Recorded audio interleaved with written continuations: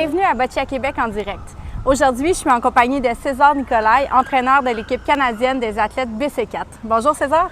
Salut Elisabeth. Ça va bien? Ça va et toi? Oui. Aujourd'hui, César, tu es là pour nous parler du boccia. Ouais. Qu'est-ce que le boccia? C'est une très large question que tu me poses là. Alors le boccia, c'est un sport paralympique qui a commencé officiellement, je pense, à Barcelone en 92, si ma mémoire est bonne. Et c'est un sport de précision qui s'adresse aux personnes assez lourdement handicapées. On a différents types de handicap. Puis le but du jeu, c'est de lancer la balle, ces balles, donc de couleur le plus proche du cochonnet, qui est une balle blanche. Voilà, c'est un peu le principe. Comme de la pétanque, des stratégies qui s'apparentent au curling un peu, comme tu me parlais la dernière fois. Les catégories, ça fonctionne comment? Alors, il y a 4 catégories officielles au niveau international. Ça va de BC1 à BC2, BC3, BC4. Donc, BC, c'est pour Boccia Class en anglais. Et BC1, BC2, c'est paralysie cérébrale. BC1 plus lourdement atteint que les BC2, qui ont un peu plus de capacité physique. Ouais. BC4, c'est tout ce qui est atteinte au niveau des capes membres. Donc, nous, on a la dystrophie musculaire qu'on a beaucoup au Canada, mais il y a aussi arthrogrypose ou d'autres types de handicap, quadraplégie aussi, tétraplégie. Et enfin, les BC3, qui sont les athlètes les plus lourdement handicapés, qui donc, eux, ne peuvent pas lancer de balles.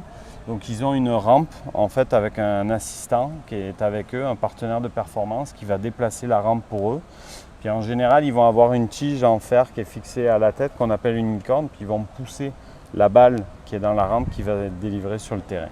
Tu as parlé un petit peu de l'équipement, César, tu as parlé des rampes pour les athlètes BC3. Tu as aussi parlé de balles, tous les joueurs ont des balles. Comment ça fonctionne? Bien, en fait, il y a différents types de balles, différents constructeurs. Puis justement, donc là, en 2022, il y a tout un changement qui se met en place. Maintenant, les balles devront être validées par notre fédération internationale, avoir un étampe qui dira cette balle est valide. C'est des balles en cuir pour la plupart, donc il y a différents types de cuir différents types de balles. Elles sont plus ou moins dures. C'est-à-dire les balles dures, ça va être surtout pour faire des déplacements, parce qu'elles ont une capacité de déplacement plus haute. Et les balles molles, ça va être pour déplacement, parce qu'elles sont plus dures à déplacer. Donc là, il y a tout un côté stratégique où des athlètes vont avoir un jeu de boccia, c'est 6 rouges, 6 bleus, puis un cochonnet. Mais en général, au niveau international, les athlètes ont beaucoup plus de balles, ce qui leur permet, en fonction de l'adversaire ou du style de jeu qu'ils veulent jouer, de choisir différentes balles pour chaque match ou chaque compétition.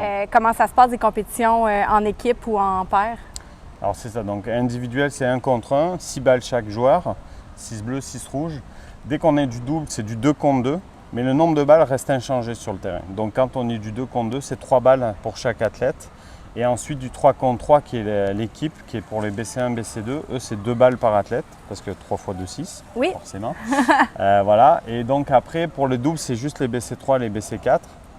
Et donc le jeu d'équipe de double, c'est tout un échange en fait entre les athlètes qui sont sur le terrain pour communiquer, pour prendre des décisions en fonction des angles aussi de leur boîte, et donc d'avoir les meilleures options possibles, et aussi comment ils vont jouer les balles. C'est-à-dire quand tu joues en double, si tu as un athlète qui joue ses 3 balles et qu'ensuite l'autre athlète joue ses 3 balles, en fait c'est de l'individuel en double. C'est que ça marche pas très bien, ou généralement c'est pas trop gagnant. Ce qu'on va aller chercher, c'est justement de faire un mix, un athlète joue une fois, un athlète joue l'autre, pour garder cet avantage d'avoir différents angles de jeu et maintenir la pression sur l'équipe adverse. Oui, tout à fait. Puis de savoir, tu sais, il y a peut-être un joueur qui est le plus avantagé sur l'autre, dépendamment de son positionnement dans les boîtes. Là. Exactement. Merci beaucoup, César. Avec plaisir. Suivez-nous sur notre chaîne YouTube, Boccia Québec en direct. Yeah! Suivez-nous sur notre chaîne YouTube, Boccia Québec en direct. Yeah!